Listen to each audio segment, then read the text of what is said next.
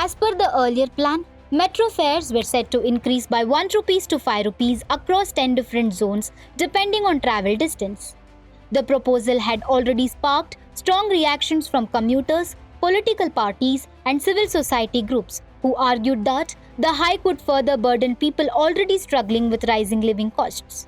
In a statement issued on Sunday, Bengaluru Metro Rail Corporation Limited clarified that the fare revision will remain on hold until further orders. The corporation also stated that a final decision will be taken only after the matter is discussed by its board. Bengaluru Metro Rail Corporation Limited added that it remains committed to providing safe, reliable and affordable metro services to the citizens of Bengaluru and that commuters' interest remains a priority. The fare revision was part of a recommendation made by the Fare Fixation Committee constituted under the Metro Railway Operations and Maintenance Act of 2002.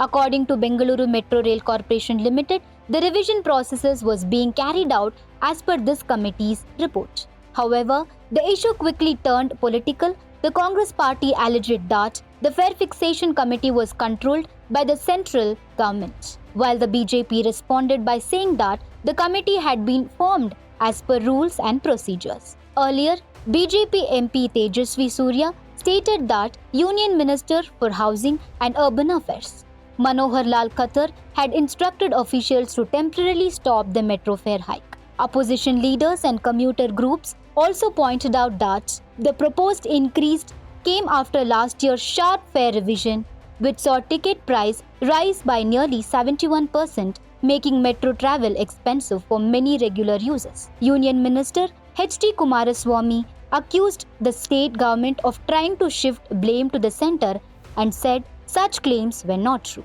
For now, commuters can continue to travel at existing fares, but with final decision still pending before the Bengaluru Metro Rail Corporation Limited board, the future of metro pricing in Bengaluru remains uncertain.